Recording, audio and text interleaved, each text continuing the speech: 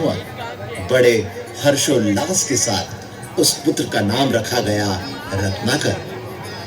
परंतु ये रत्नाकर पढ़ाई की जगह अपराध के रास्ते पर भटक गया और वह बन गया घने जंगलों में लूट करने वाला खतरनाक लुटेरा रत्नाकर। ऐसे एक दिन जंगली रास्ते पर रत्नाकर हाथों में धारदार कुल्हाड़ी लेकर झाड़ की आड़ में छुपकर बैठा हुआ था। सुबह से एक भी लूट नहीं मिली थी। घर क्या ले जाऊंगा, इस बात की वह चिंता कर रहा होता है कि तभी अचानक नारद जी वहां से निकलते हैं। नारायण नारायण। ए, रुक! अगर एक पैर भी आगे बढ़ाया तो टुकड़े टुकड़े कर दूंगा। जो भी धन, हीरे, मोती, सोना, चांदी हो वह यहाँ डाल दे, वरना तुम्हें मार दूंगा।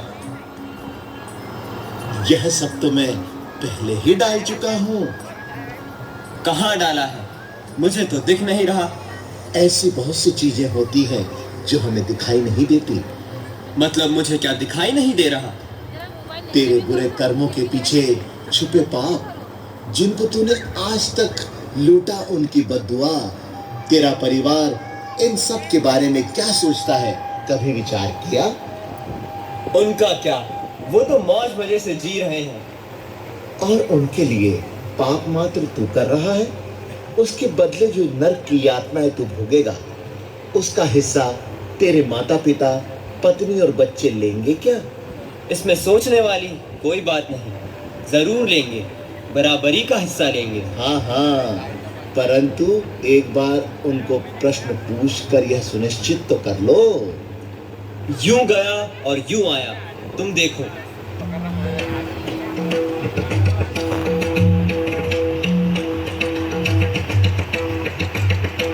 अरे सुनती हो? क्या तुम घर पर हो? पिताजी, माँ कहाँ हो आप? अच्छा हुआ तुम सब मुझे घर पर ही साथ मिल गए।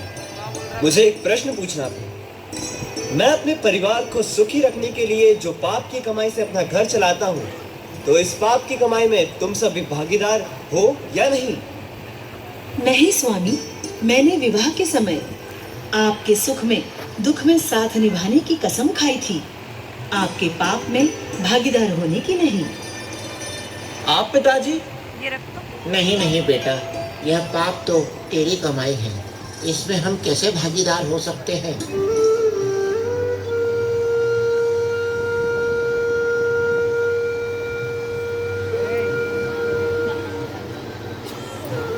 मुझे क्षमा करे गुरुदेव, मैं गलत था। मेरे पापों का हिस्सेदार बनने के लिए मेरे परिवार का कोई भी सदस्य तैयार नहीं है। आज तुम्हें यह समझ आ गया, यह बड़ी बात है। यह जगत ऐसा ही है। फिर इस जगत में सत्य क्या है? वो एक ही सत्य है। उनके अनेक रूप, अनेक अवतार, उसमें भी प्रभु राम करुणा सागर हैं। उनके दर्शन, उनकी कृपा सभी दुखों को हर लेती है। उठो और राम नाम लेकर अपने पुरुषार्थ से अपना नया भविष्य लिखो। बैठो, इसी समय इसी पवित्र स्थान पर बैठो और करो उच्चार इस पाप नाशक, जग का उद्धार करने वाले महामंत्र का, राम राम राम। रा रा रा राम।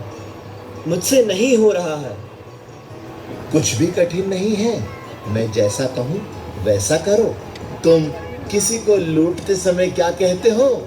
जो कुछ भी धन हो वह मुझे दे दे, नहीं तो तू मरा।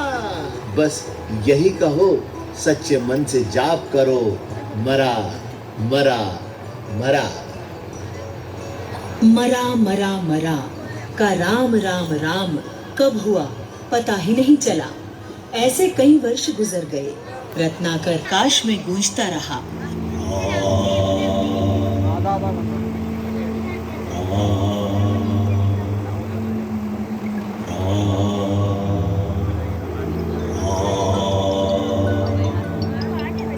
कई वर्षों के बाद नारद जी का वहां से निकलना हुआ और उन्हें रत्नाकर की याद आई और रत्नाकर को आवाज दी।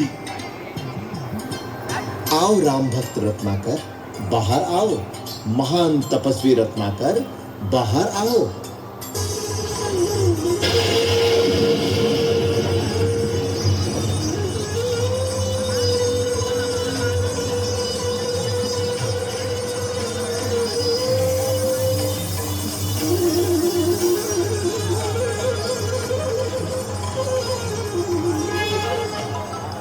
तभी से रत्नाकर वाल्मीकि कहलाए और पौराणिक महान ग्रंथ संस्कृत रामायण की रचना उनके द्वारा की गई।